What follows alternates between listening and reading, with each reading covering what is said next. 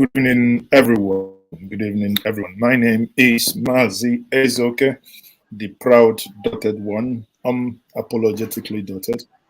This evening, everyone, I want to speak to us about a couple of things happening in the Southeast and ideas that we share regarding the political landscape in southern Nigeria and in particular the southeast of Nigeria.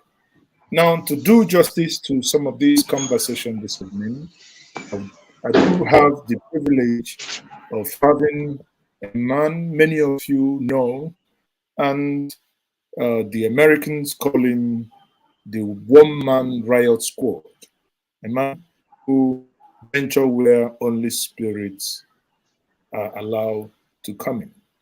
I have the privilege of having in my weekend hangout, the Friday hangout, I have the privilege of having my good brother, Emeka Umeaghalasi, joining me here in the studio. Emeka, you're welcome to Njenje Media TV and you're welcome to my hangout. Thank you, Tochukwu. Thank you, my brother. So, it is a privilege to have you here. Now, let's get the ball rolling, Emeka. You know, there is a lot happening. Obviously, you are the chairman board of directors, the BOT or board of trustees of InterSociety, that is International Society for Civil Liberty and Rule of Law.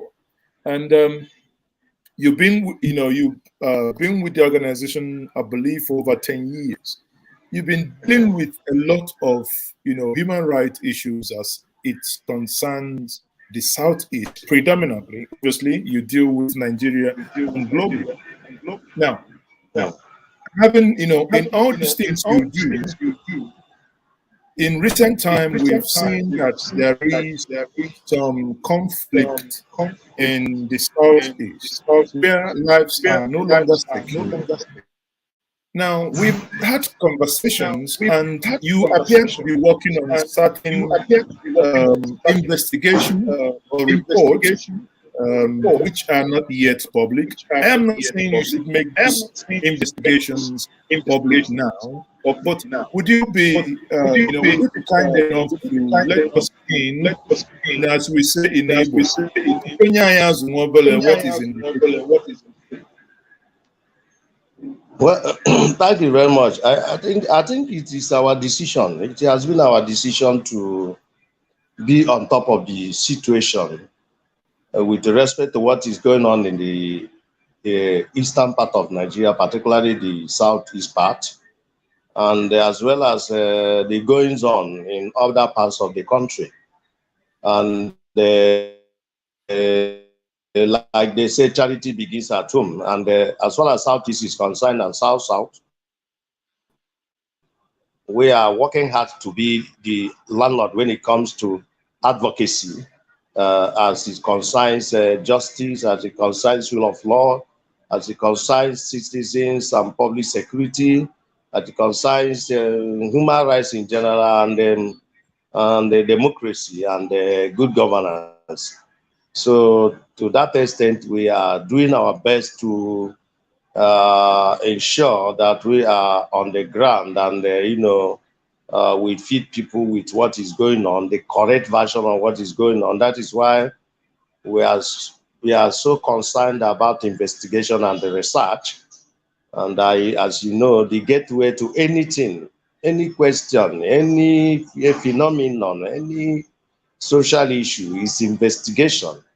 And the philosophers say when you ask a question what philosophy is, that means you have started philosophizing. So by asking that critical question, that tells you the importance of investigation, and that we are doing alongside them, as well as research. So to that extent, a lot have been going on, and then we are trying to look at what is going on from the perspective of international conventions, like whether you describe it as turbulent civil space, and the policing or management of sin, or you are taking from the perspective of a situation of armed conflict, in this case, intrastate armed conflict, that is conflict between the security forces of a sovereign territory and some armed opposition groups or some groups that have risen in taking up arms against the sovereign territory and the security forces. So whatever way you are looking at it from the angle of, policing violent civil society, policing and soldiering violent civil society. Anywhere you look at it, each of these has the laws guiding them. So about that of what is going on in the Southeast, I think I don't know how to factor it in, but I think I'm compelled as an expert in that field to say that it is not yet graduated into full situation of armed violent conflict, but it can be but it can be it may be safe to describe the situation as turbulent civil space. And its management, when it comes to management, you look at it from the perspective of crude or professional management or policing of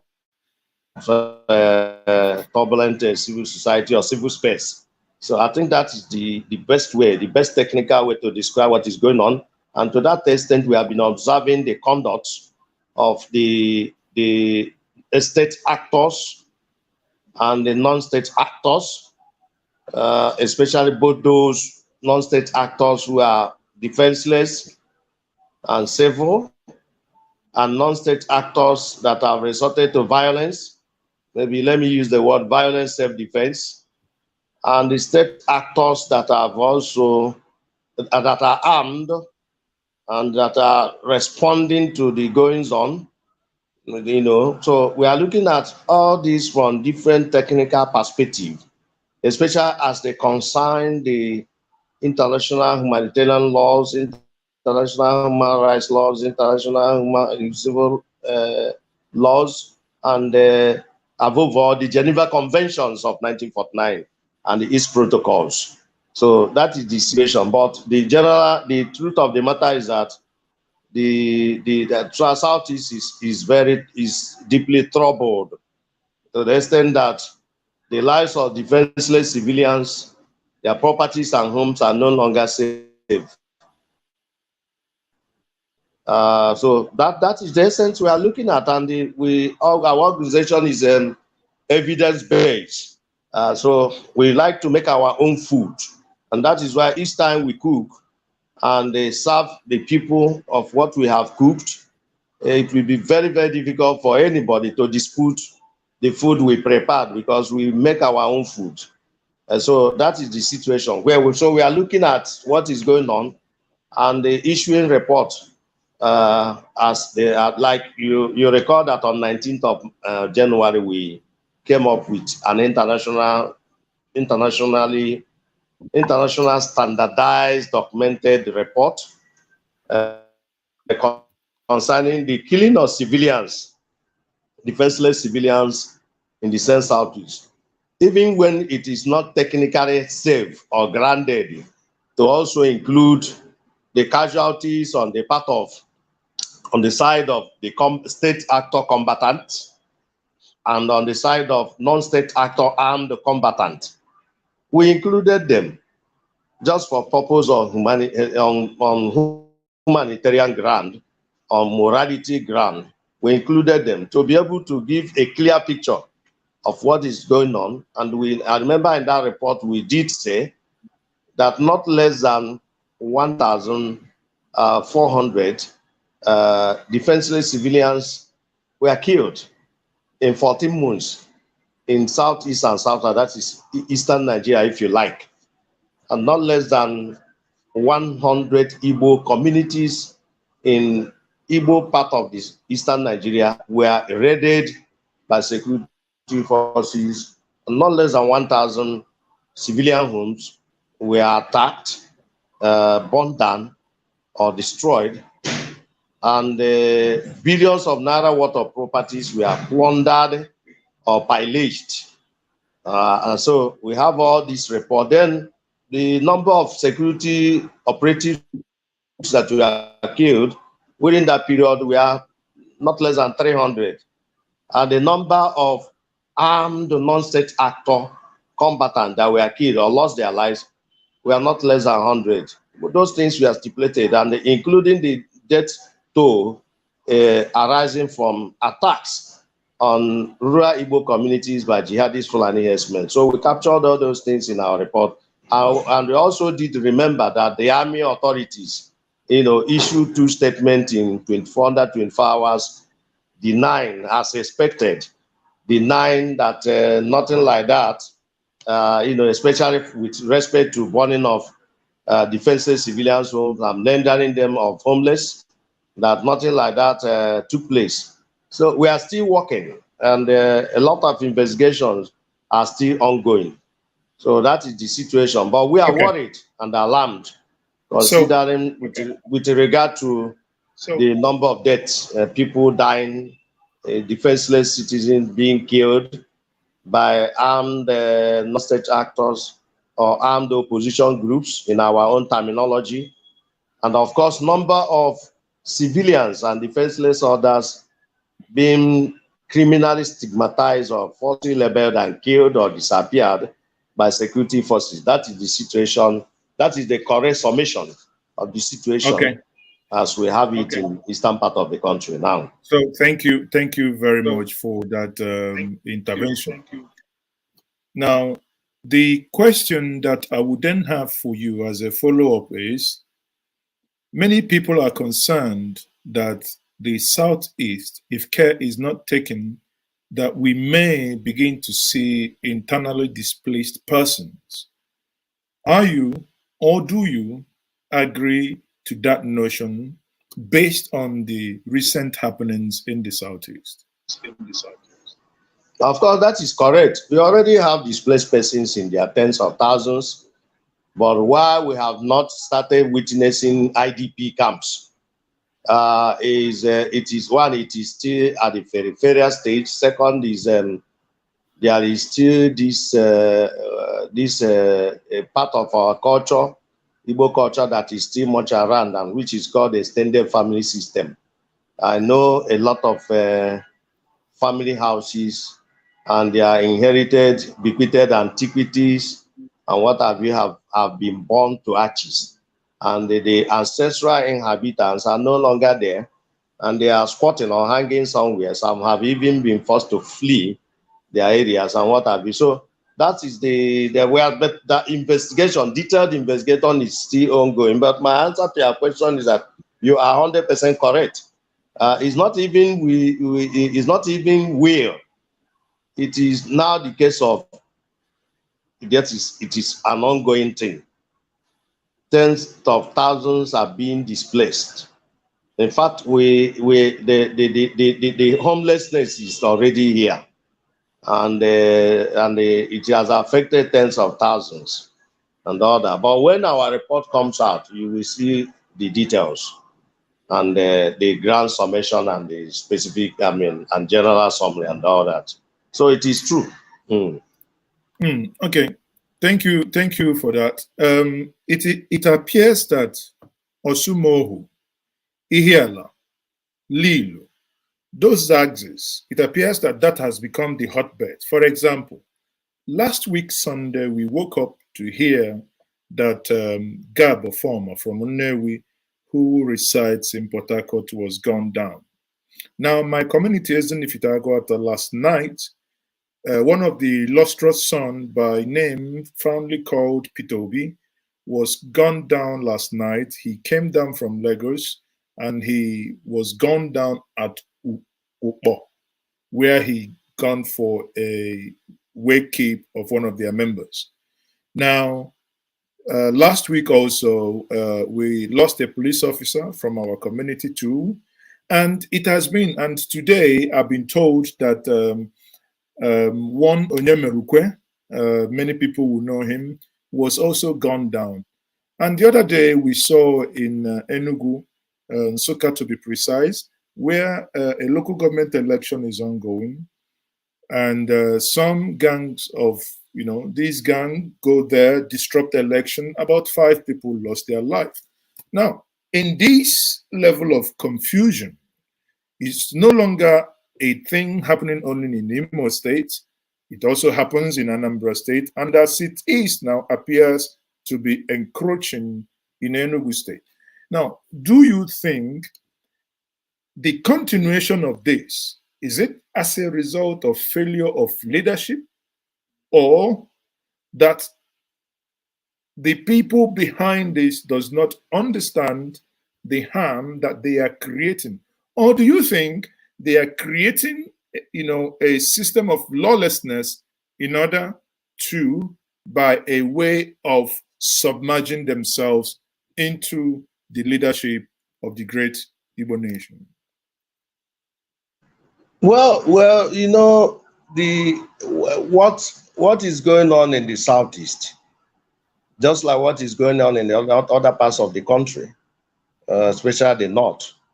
If you have been following the statements of InterSociety starting from 2016, for instance, if you visit our website or if you have been documenting our publications, you will not be surprised.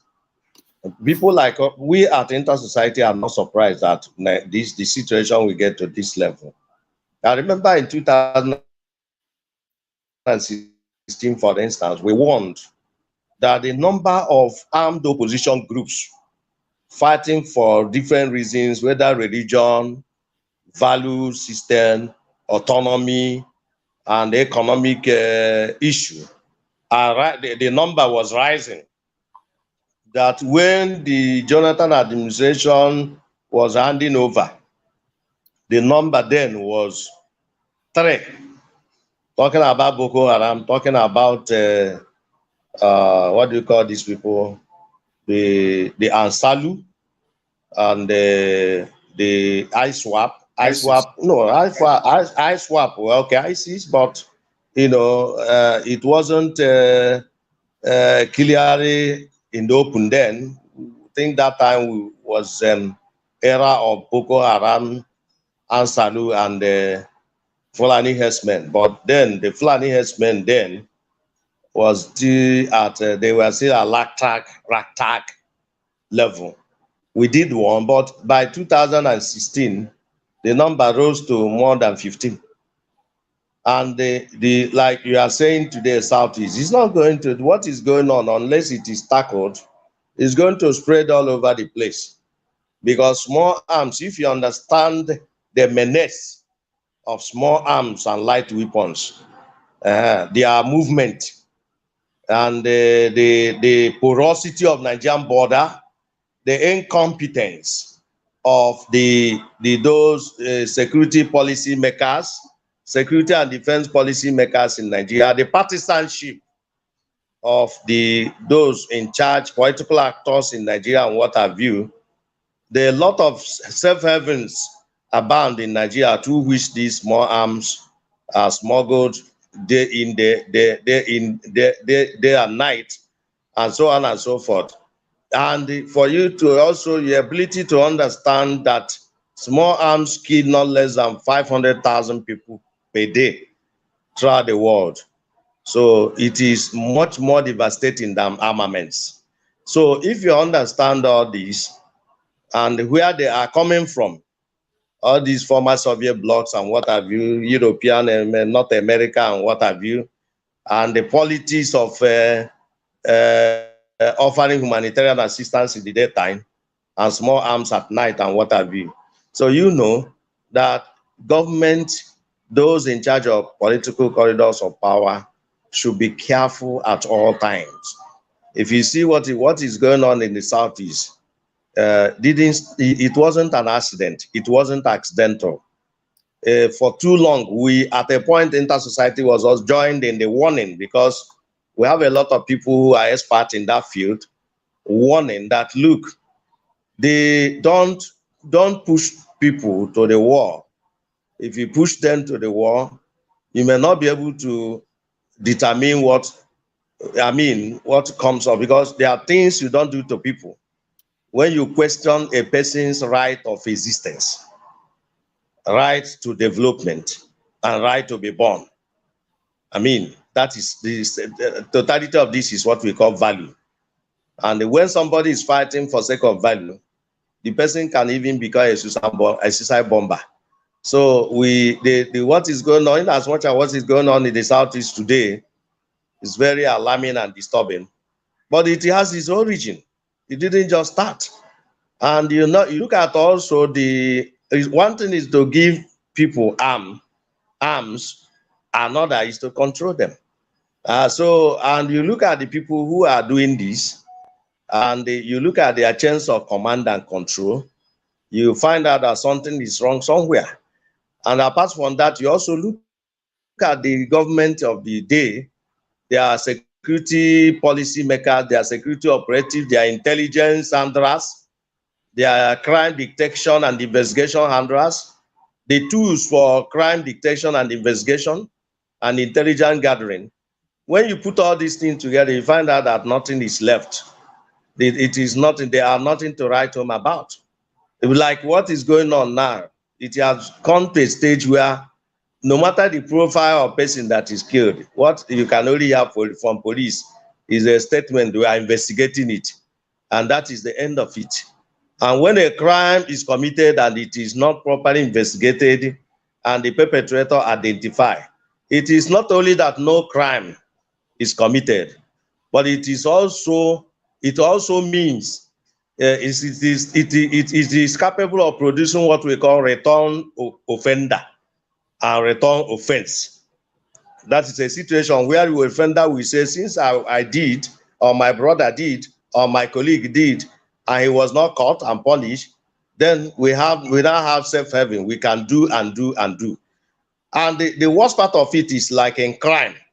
Somebody can go for a crime of abduction, and in the process of perpetrating crime of abduction, the person can perpetrate armed robbery or rape.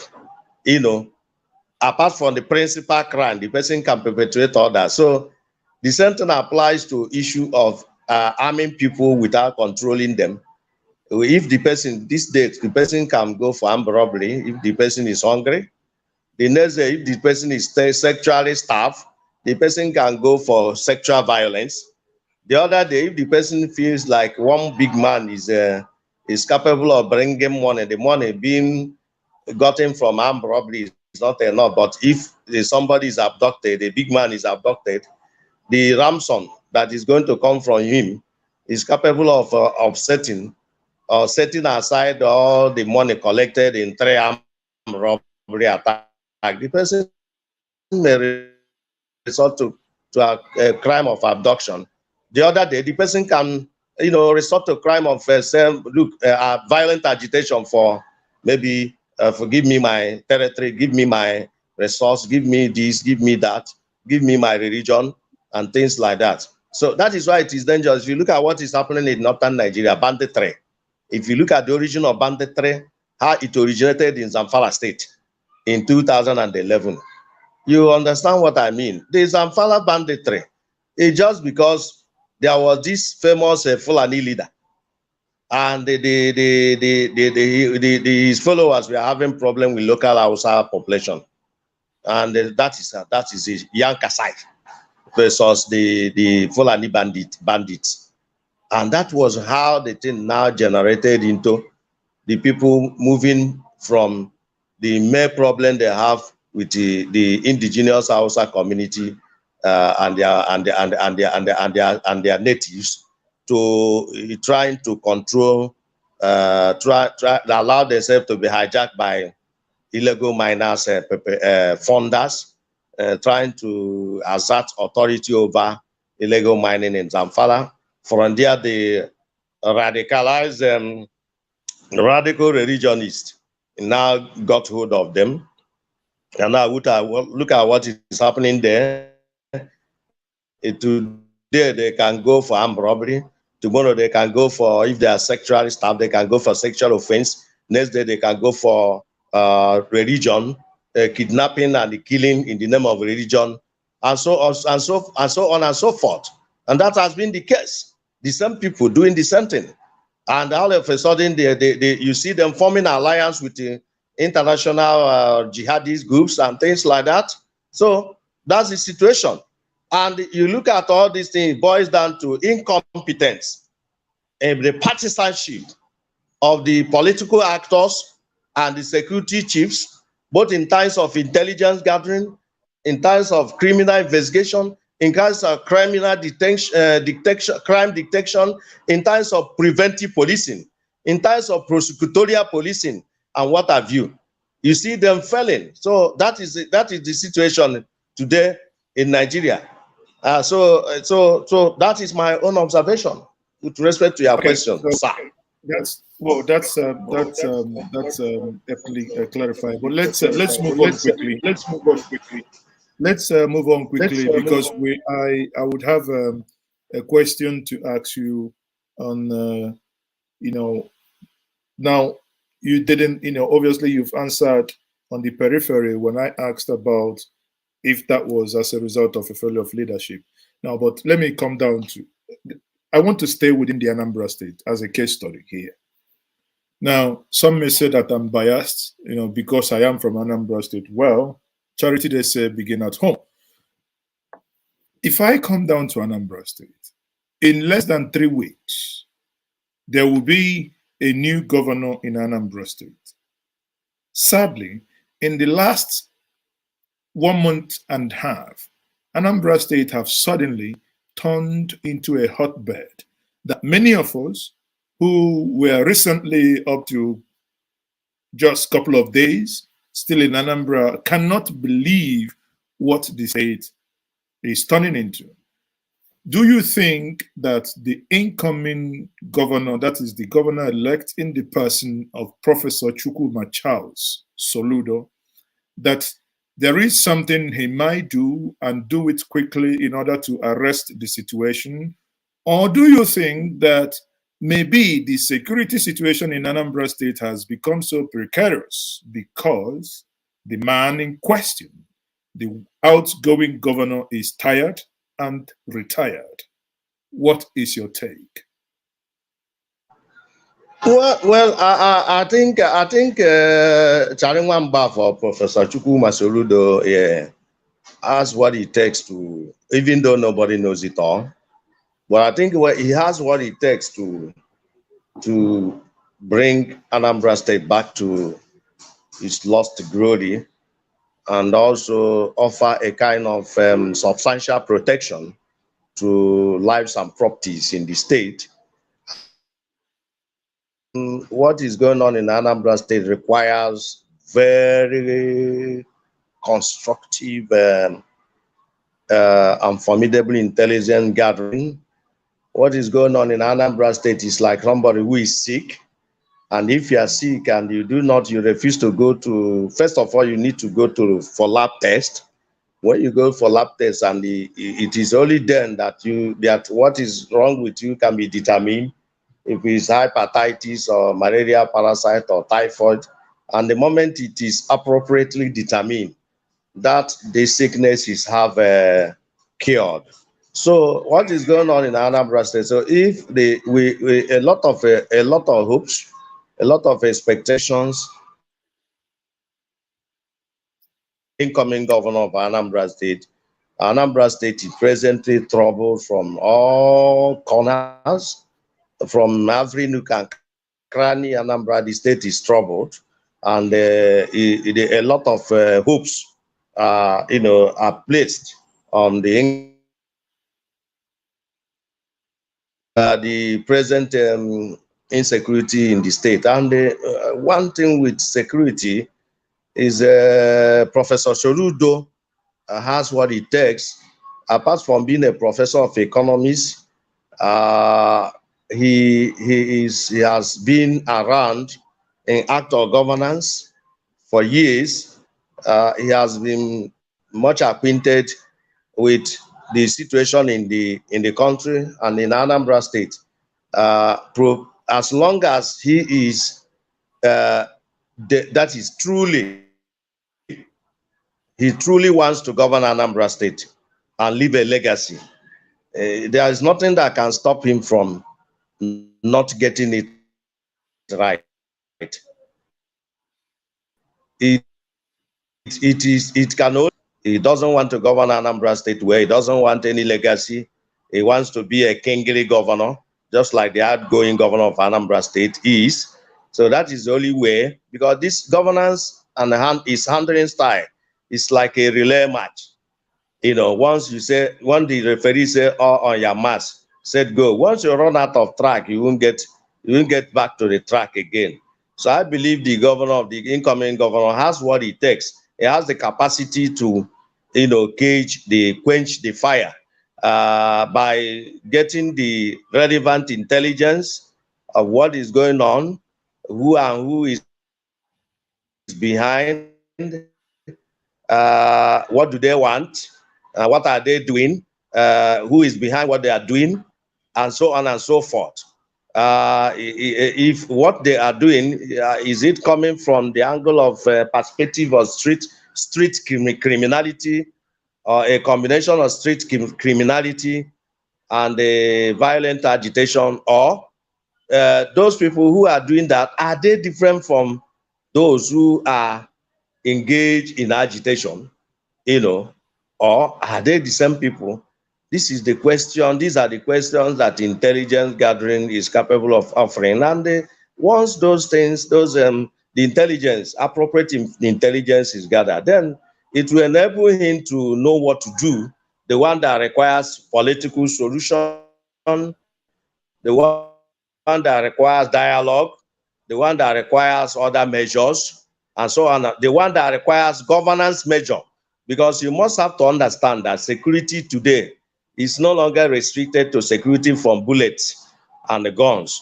Security today has metamorphosed into what the United Nations Development Program termed in 1994 as human security, and it has 7 dimensions. So if a leader is able to adopt this concept of human security alone, and they do justice to each of the dimensions, each of the 7 dimensions, like health security, food security, economic security,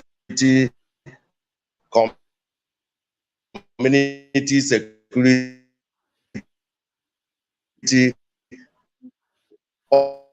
political security,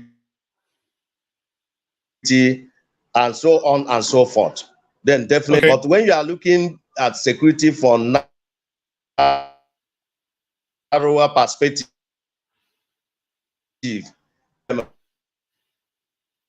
and all it is Anambra State very well. Okay, so we go quickly. Sorry, we go quickly here. I've the summary of what you've just said, alluding to the capabilities of Chalingwambafo, as you fondly called him, as he himself actually called himself, Chalingwambafo. Nife Chonji Gokwan.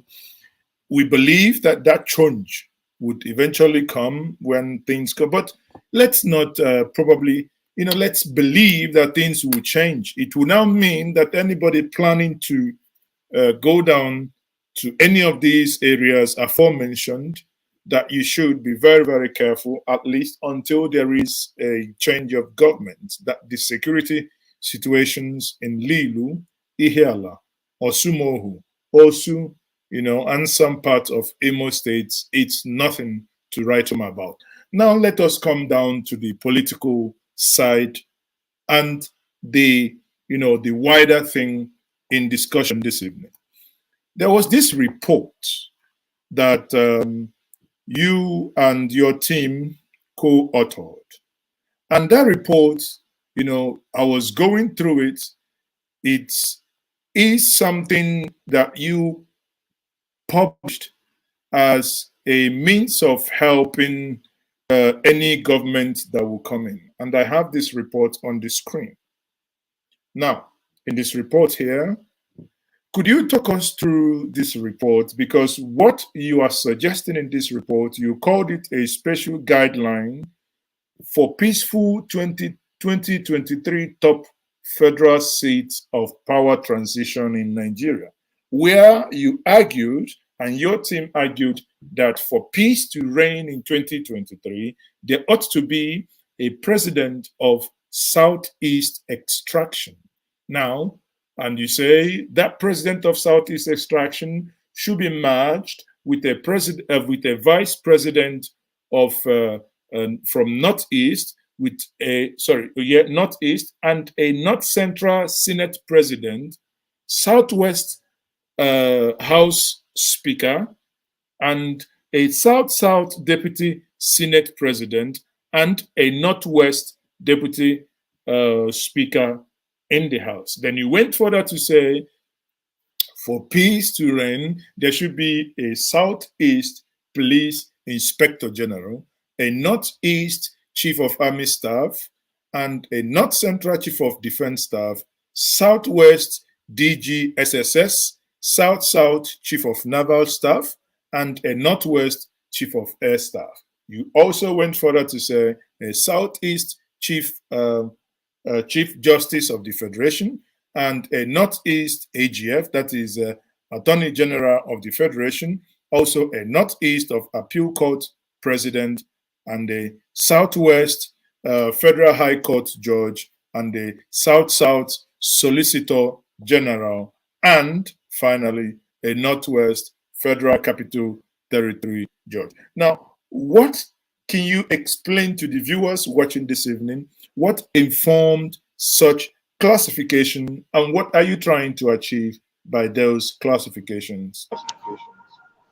Well, thank you very much. Societies that have done well are such societies that are blessed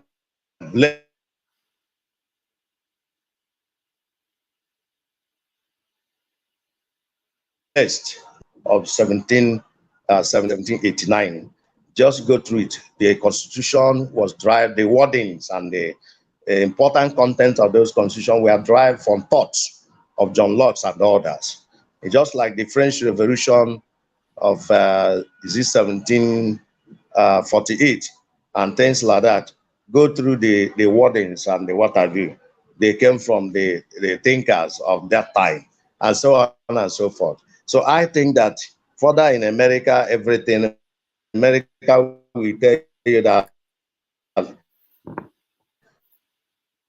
Alabama,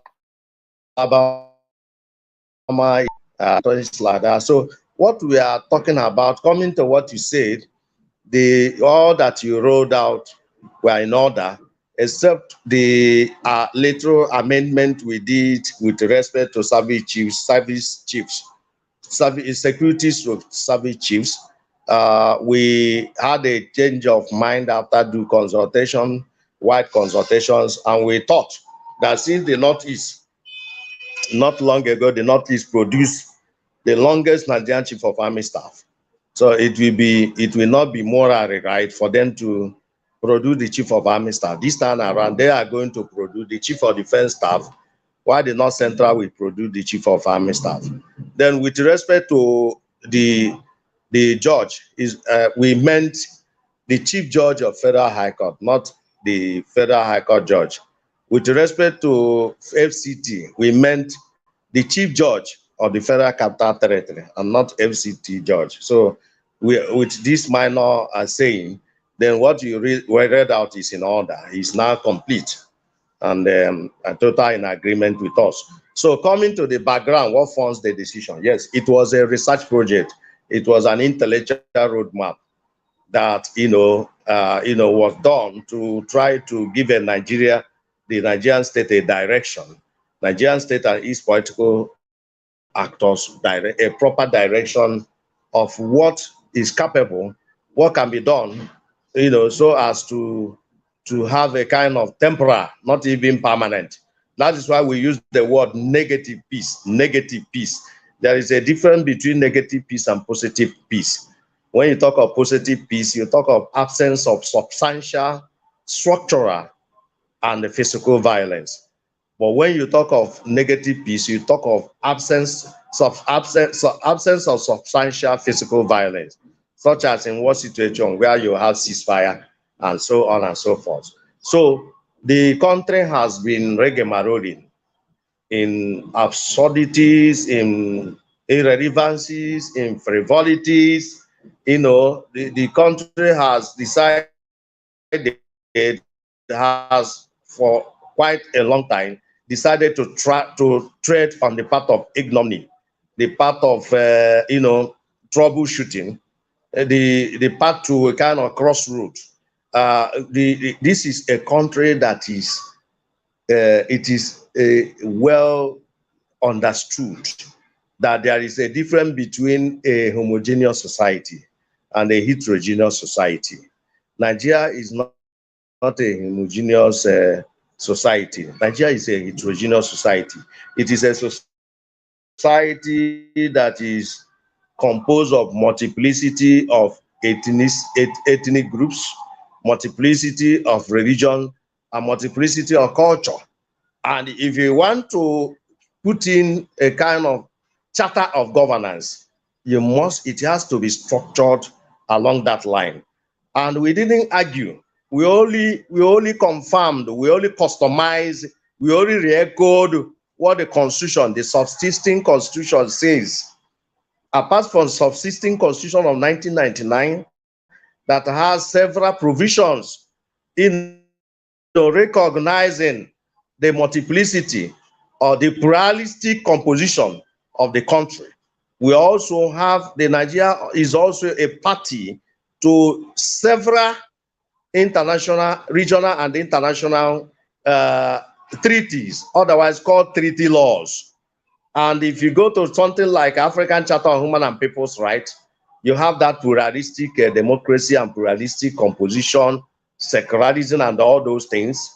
Respect, give and, live and let live, peaceful coexistence and things like that.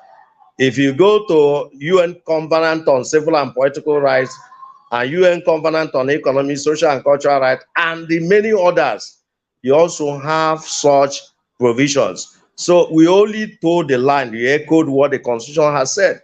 Constitution is very clear. Some people, when they want to mock it, they say federal character. We call it geopolitical balancing.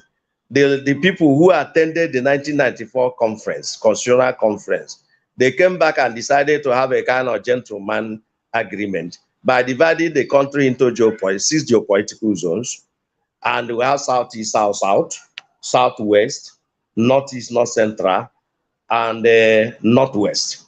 So, and everything, if they want to be fair to themselves, anytime they want to be fair to themselves, you will find out, you will realize that things are being shared accordingly, in line with that geopolitical zone. For instance, the appointment of Deputy Inspectors General of Police, you find out that each of the geopolitical zone is represented a police management committee.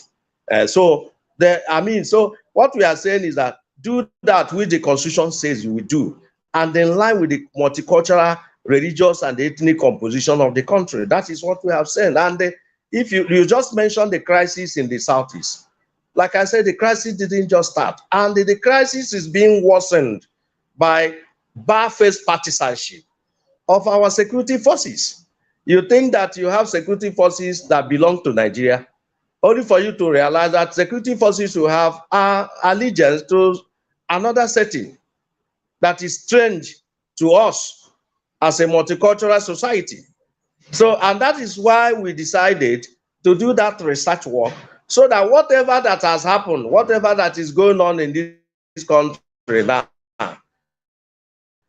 will be put to a stop in the next dispensation. 2023 is the people, the men and women who sabi. We realize the importance of 2023. It's a handover. It is a transition period. It is an era where the man who is there at the office of the president of the country says he is no longer he is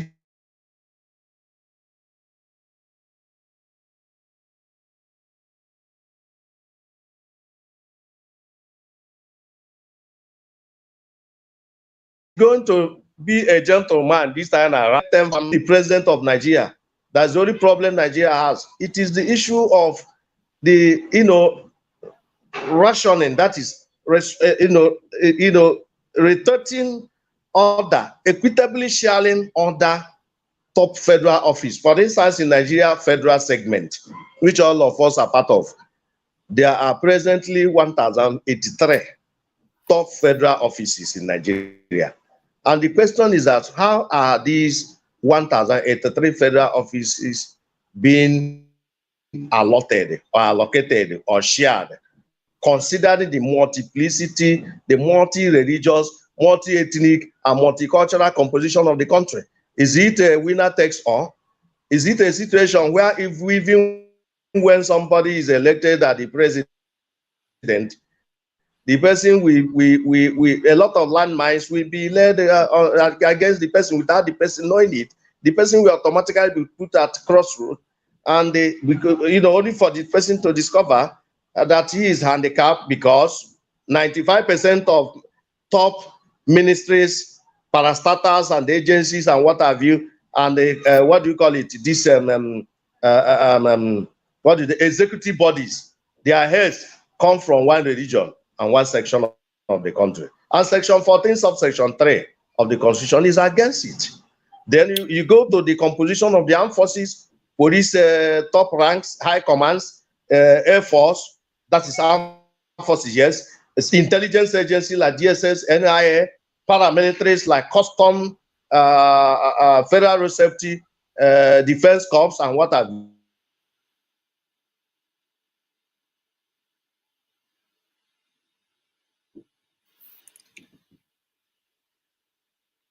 Okay, I think the internet obviously is once more frozen, and we will continue, and hopefully he's going to be back again. So let me.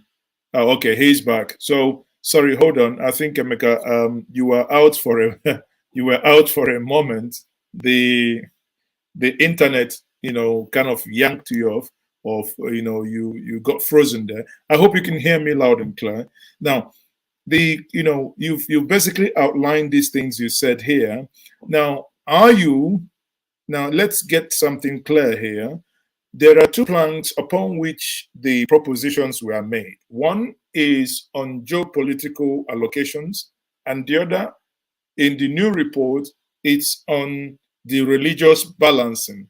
Now, all I can see people talk about the Christians, they talk about the Muslims. So power is being shared between the North and South, between Christians and Muslims, like the minorities, the traditional religion, and no one is putting them into consideration.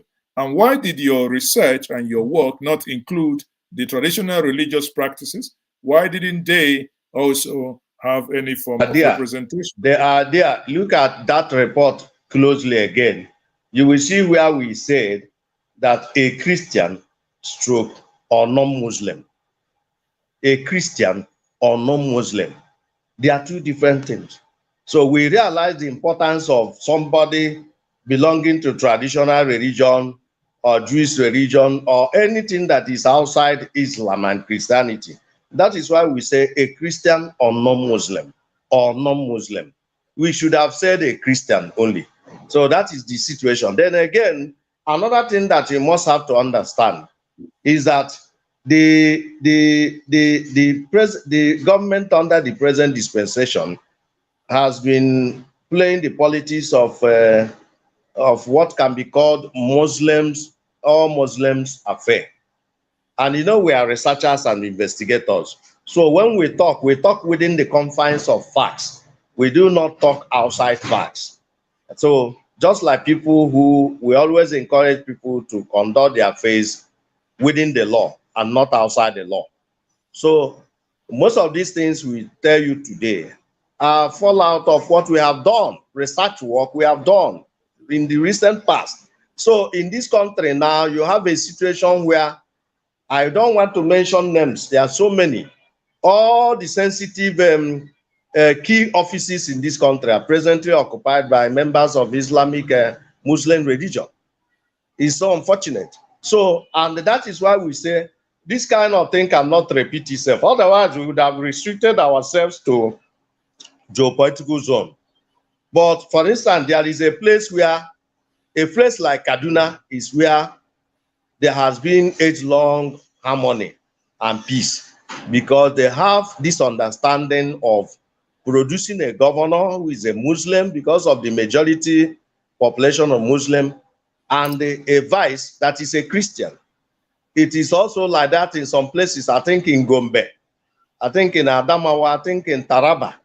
You know, maybe where a Christian is the governor, a Muslim will be deputy governor. Kogi, Nasarawa, and so on and so forth. It was like that in Kaduna to the last election when the exactly. So yeah, when the short man in the state now said it is now all Muslim. So that's part of the recommendation, and this has been brought about stability and all that. So that is why we now decided to look at it from that angle and say, look, there is no way. We know that there are Christians in the Northeast, but there is no way a Southeasterner will be a president with having come from, you know, a Southeast that is composed mostly of Christians and the other non-Muslims, and somebody coming from Northeast, you know, becoming a Christian again. No, as vice president, no. It has to be balanced. The office of the president, Christian, the office of the vice president, Muslim, and it shall be shared. This shall be repeated in other positions. If you look at the top judicial officers we have in the country, the 6 top judicial offices we have in the country, the office of the Chief Justice of Nigeria, if he goes to a Christian Southeasterner, then cannot go to a Christian again. He should go to not. So how do you in all this proposition, we have less than 10 minutes now. In all this proposition you are making, how do you think the politicians will buy into it, and how do you think the politicians will eventually see it as something that they ought to have done, or that they will be doing on an ongoing basis in order to maintain peace?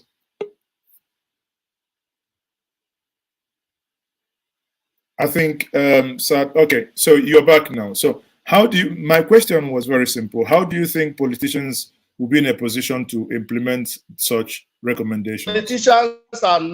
Politicians have a role to play. They play their role and get out. When it comes to electioneering, they are in charge of machinery and they have to be guided. So it is left for people to choose. The politicians belong to people. They are not the owner. The political space is not their exclusive property. And two, what we have given them is a kind of intellectual solace from structural point of view to be able to quench, because you cannot tell me there is no way we can continue to have this kind of riotous administration and you think that all will be well in Nigeria. And like we said, that is not even a permanent solution to Nigerian problem. It is going to be a stepping stone for Nigerians to now gather and have a national talk. And that is it. And it is, like you said, how by reading it and by civil society queuing into it, by Njenje media and others, you know, pushing it from different angles. Of course, they had. It was done in Anambra State when some people said, no, there is an end. The rotation of governorship has ended. I remember the InterSociety is one of the organizations that took it up intellectually and did series of intellectual work on it. And at the end of the day, they have to. They have no option. So in this country now, the Southwest, with all due respect, should not take to not just for presidency of Nigeria come 2023. The Northwest should not. The Southwest has been there in democratic dispensation. You know, we count democratic dispensation. But there is this argument the Southwest keep making that when they were there as president under Olusegun Obasanjo, that was under the PDP. So they haven't, and that is the argument Bola Tinubu is making. That argument, there is no. My brother Tochukwu, quote me anywhere. There is nobody that can come up with a valid argument against this intellectual roadmap put out by InterSociety. What the hell is PDP? What the hell is APC? Those are platforms that are at the peripheral level. You don't become Nigeria. The moment you are elected the president of the country, your PDP and what have you, or APC nonsense stops. If you become your allegiance shift to Nigeria, we are talking about you being a property of Nigeria. We are talking about you, the next president of Nigeria, being owned by Nigerians, and you are talking about PDP and APC. So what you're saying by your argument? Obasanjo was the president of Nigeria, elected president of Nigeria, and not elected president of the PDP. Buhari is the elected president, so-called elected president of Nigeria, not elected president of APC. If this has to be gotten correct. If the country, let me give you this instance. Do you know that somebody who does not belong to a political party can emerge as the president of Nigeria if the electoral act of the federation accommodates independent candidacy? It has happened in Benin Republic. So what the hell is PDP governorship, their president, or APC president? We don't know them. They are once the election is over, they become medicine interlopers. Nobody knows them. So we are talking about the ownership, the people of Nigeria, so if that be the case, now how do you think that people my good brother Mayegun calls one of them, he says it's a diaper wearer. But how do you think that some of the Southwest leaders will feel, when you tell them not to contest the election? No, we don't want to know how Southwest leaders will feel.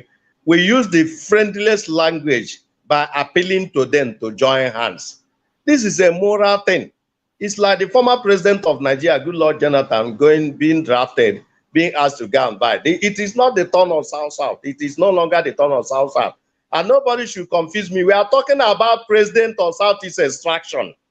We are not talking about president of Igbo extraction. They are two different things. We have Igbos in the middle and the, what do you call them, not central. And because somebody answers Igbo name from there. Well, we have Igbos in Edo, we have Igbos in Edo, we have Igbos in Rivers, yeah. We have Igbos in Delta, we have Igbos in Benue. What we are talking about here is president of Southeast extraction. After vice president of Northeast extraction. After the Southeast, you have president of Northeast extraction. That's the way it is categorized. If you look at it from the perspective from the angle of the civilian transition that started in 1957. Like I said, we did not consider military involvement. Military involvement in public governance is an aberration. So it is not counted in any intellectual discourse. We concentrated on civilian dispensations from 1957 when Abubakar Tafawa Balewa became the transitional prime minister of Nigeria to 1979 to 1983 and 1999 to 2023. And of course, 1957 to 1960, 1960 to 1966. These are the eras that are recognized in our intellectual discourse. Let me do something quickly here. Emeka, if you permit me, I would go to my audience now. Those of you watching on our various media platforms, do you agree with the proposition by my guest here, Emeka Umeaghalasi, that every other region in Nigeria should cede the contest of 2023 presidential election to the Southeast to produce the presidency for equity, fairness, and for brotherhood. If that be the case, I want you to type yes. If you disagree with him, I want you to hit the comment section and let us get the comment section engaged. Now, I come back to you once more. I say, what do you think would happen if there is the way it is being rumored now, or rather by the virtue of APC saying the power, the national chairmanship can go to the south, and APC and PDP is still playing some hanky-panky game because Atiku is hanging on their neck, doing everything possible that they zone it or that they throw it open so that he gets that leeway and privilege to basically contest. Do you think? Again, I think the network is slightly playing up this evening, people. Now, while I'm waiting for him to come back, everyone, let's get the conversation going. What do you think? Do you think the Southwest should basically say, dear, more bole, we want to come down. Let's calm down for the Southeast. So that when power rotates back to South again, if it goes to this Southeast, afterwards it goes to North Central or the Northeast, not Northwest again. Lala, it cannot go to Northwest. Why? Because we have had the President Umaru Musa Yar'Adua, who is from Katsina, Northwest, and we have the current president, President Muhammadu Buhari, also from Northwest. So it will be an injustice that whenever power comes back to the North, to say that Northwest should have a shot. I believe if we agree on this, when power comes to the North, the two regions that haven't in this democratic dispensation is actually the North Central, that after, if we agree for the Southeast, the argument should be made for North Central. The argument should be made for North Central. Why?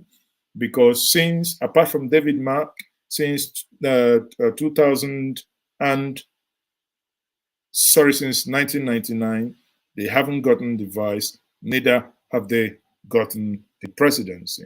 But the Northeast has gotten deputy or vice president twice under Atiku Abubakar. So people, what do you think? Let's get the comment section cracking. We have Henry Obiajolu who says yes.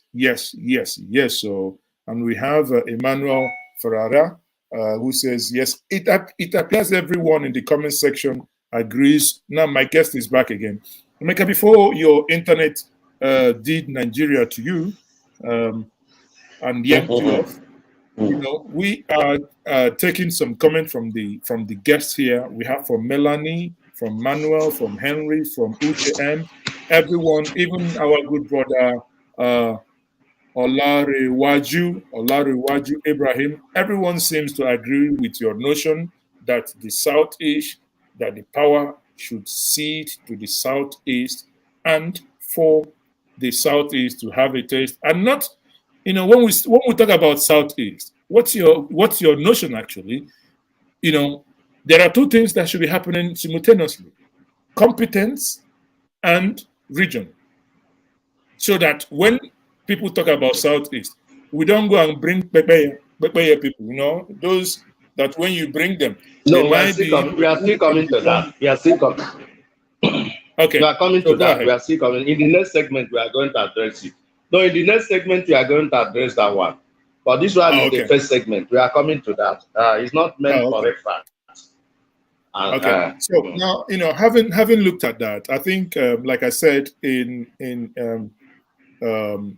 previously, everyone within the comment section appears to agree with your line of thinking that power should be ceded to the Southeast. Now, let's move on to the other segment, which is if power comes to the Southeast,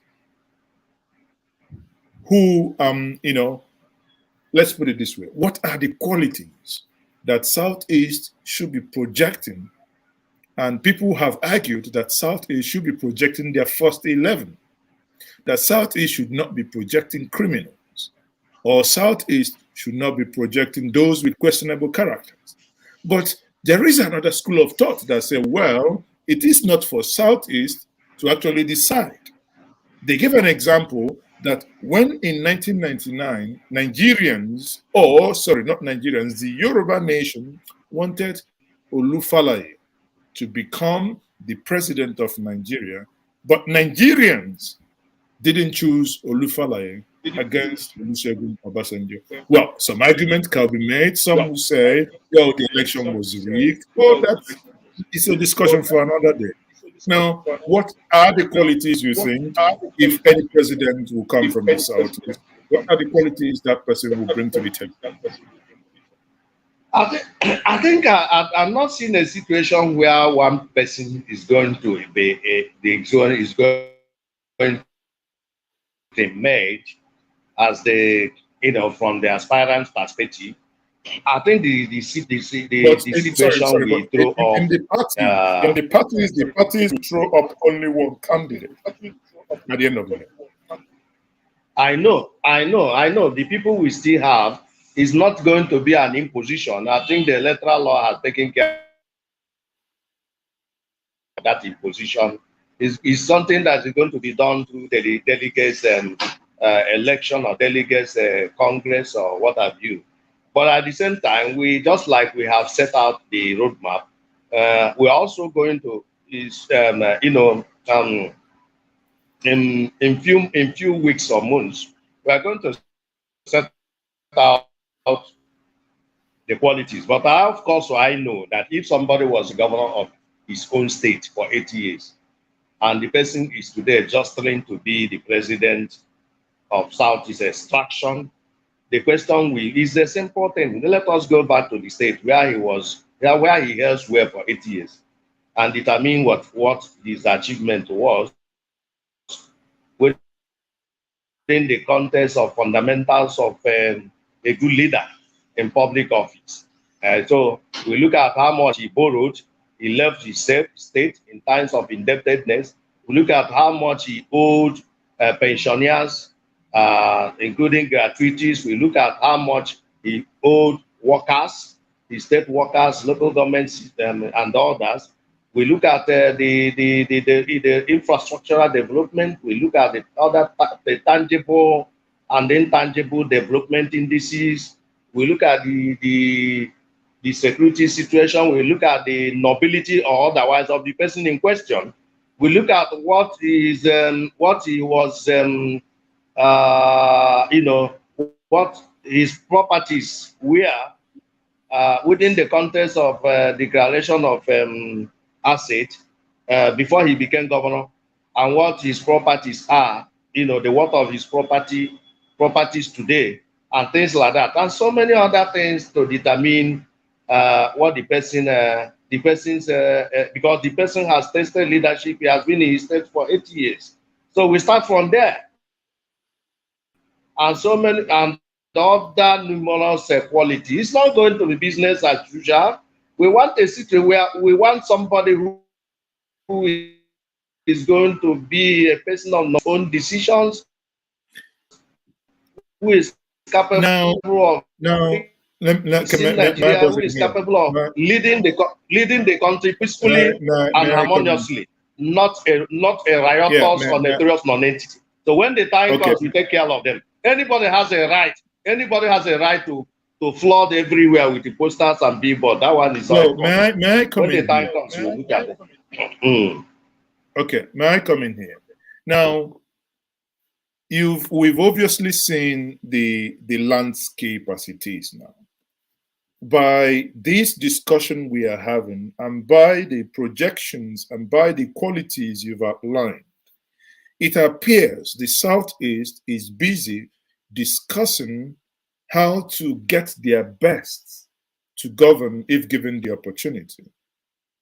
Do you think that this level of conversation did happen let's say in 2014, when, as Doyin Okpukpe will put it, when strange bedfellows came together for the sake of power.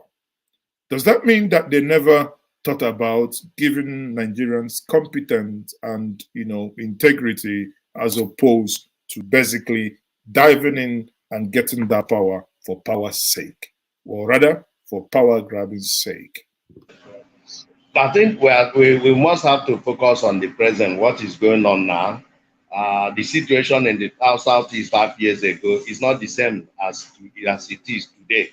The understanding our brothers from Southwest had 5 years ago is not the same understanding they are having today.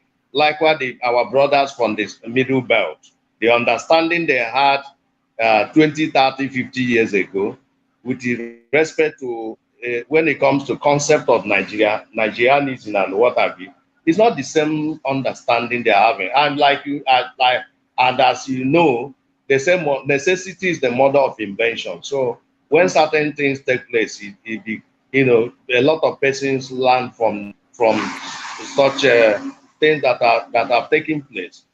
So what I know is that the level of intellectual discussion going on in Igbo, in the Southeast right now, and the similar talks being going on in other geopolitical zones across the country is worth commendation. Is commendable.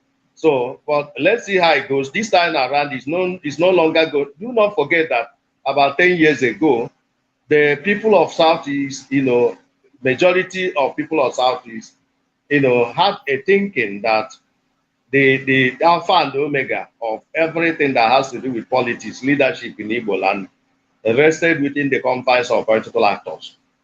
But recent events have changed that concept. In fact, it has gotten to a point where political actors are now being speedily relegated, and they are marching up, and they are now, sitting up. And some of them, even though some of them have not realized the importance of sitting up. So what I'm saying is that what is going on, the situation as it is today, is nearing the situation as it ought to be. So the two cannot be compared. So right now we are dealing with what is facing now, that is 2023, and security challenges around the country, throughout the country. So we want a president who is capable of fixing the banditry menace in the north, Fulani jihadism and the things like that, and the rampant attacks by unknown government in the east. And who knows what will come up from the Niger Delta tomorrow, or even the Southwest, and things like that. So we need somebody who is an enabler, a gummer, somebody who is going to gum the country, bring the country together, have this respect, have this lineage of nobility, so that when the person makes appeal, the people will listen, not a reflat, not a notorious entity, not a rotten quantity in a political gap. So when the time comes, we are going to take care. We are taking ownership. This is no longer the time we say, this senator or that is the alpha and the omega. Now we are taking ownership. You can imagine InterSociety joining the fray. That tells you that it's no longer going to be business as usual. So we are taking ownership. So now, while you're taking ownership, what do you have to tell those who think that boycotting the election would actually lead them to an imagined Eldorado? I think what is important, intellectualism is a big classroom teacher. Nobody knows it all. Sometimes I don't blame those people. Sometimes the Chinese, there is a Chinese president, I think Deng Xiaoping, I think so, who once said that it does not matter whether a cat is short, tall, thin, black, or white. What matters is the ability of the cat to catch a rat. So sometimes I don't blame those people. You think they know it all. They do not know. Nobody knows it all. So, and we are trading in the marketplace of ideas. Or we have always made a case for people to congregate and aggregate at the market where ideas are traded. If you do not know this one, you go and borrow. If it is not in your lineage, go and borrow the idea. So I do not think that those people, when they say we are going to boycott the election, what they are saying is that tell us why this election should not be boycotted. And if at the end of the day, you come up with a superior intellectual argument, I think, yeah, they may not come out and say, Tochwe is okay, thank you for this. But you look at their body language, at the end of the day, you will see how everything will end. In breaking it down, what you just said, and I come down to the Anambra State last election, by inadvertently, what you're just saying now is that the people with superior argument, by the virtue of whom they have elected, have actually said this is the reason why you should go and vote. Yeah, but you know that of Anambra State cannot be competently used as a comparison, because some political actors in Anambra State have found favor in using that kind of destructive methodology. So the people who said no election in Anambra, they were not on their own. They were instigated by some political actors, because look, this is the only way, because if popular election is conducted, we are going to lose. But let us have mechanical election, and let us use this no election people to scatter the whole thing. And you see the effect is called. But at the end of the day, what we decided was that, look, it is better to have 100 live votes and 100 live voters than to have 1 million dead voters dead votes. I think that decision, whether you call Anambra State an electoral college election, no problem, provided it produced the vote allocated or announced majority reflected the vote from people. I mean, live votes and living votes, so not live vote, living votes of people that voted. We saw it's okay, but even though it is not it is not to be celebrated, because we would have wanted a situation where enabling level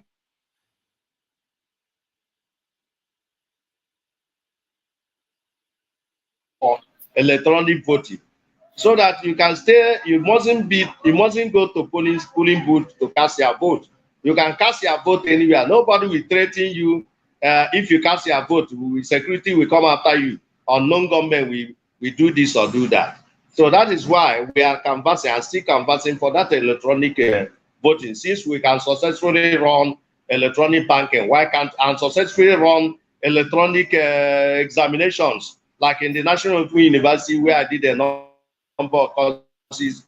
They successfully run electronic exams. So why can't we have electronic voting process? So to eliminate all this nonsense. So that is the situation.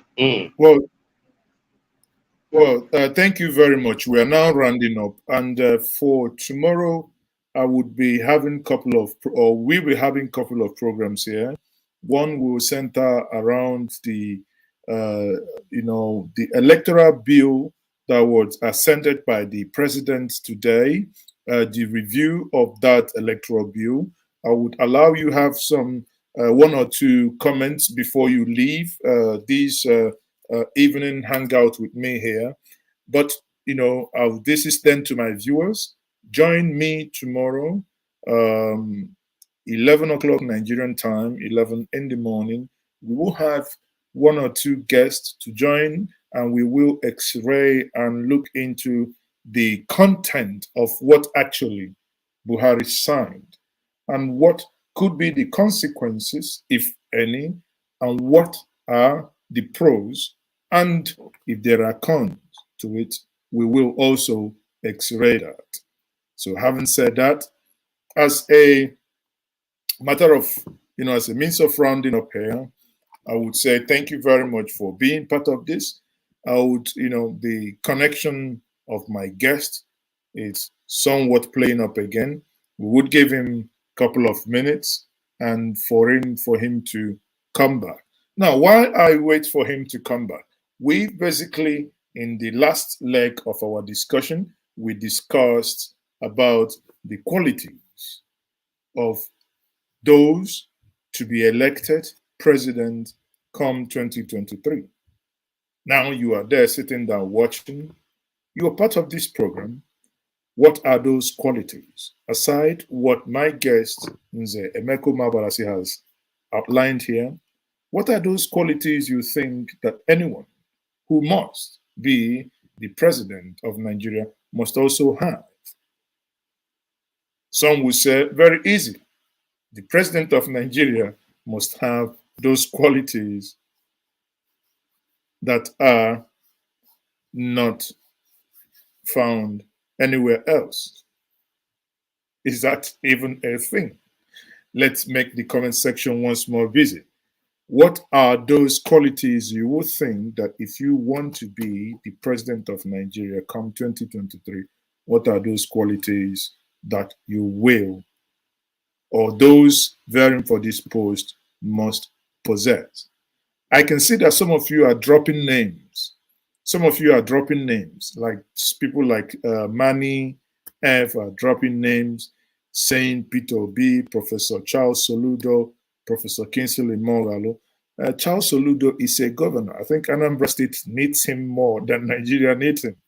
So, as honestly, I'm not speaking on his behalf, but I can tell you that the state of Anambra will need him more than Nigeria needs him. So, if you have any name to say or any quality to tell us, you may use the comment section. You may use the comment section in order to do that. So people, everyone, that is the much we can take for this evening. Join me once more tomorrow. Tomorrow we do have a program. Tomorrow we have Professor Chidi Oswago is having his 75th year birthday. And that is going to be 4 o'clock Nigerian time, 4 p.m. Now, join me also 8 p.m. Nigerian time. There will be an Isiagu conversation. That is by Dr. Dr. Nwachukwu of Worship Media. He will be the host. That conversation will center around why are Nigerians afraid of the Isiagu?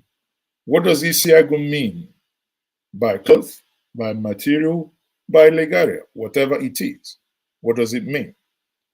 Are Nigerians actually afraid of Isiagu? What is it that makes some people uncomfortable? These are some uncomfortable conversations that we will have tomorrow. It will be nice if you join this conversation because indeed we must keep interrogating and we must keep probing.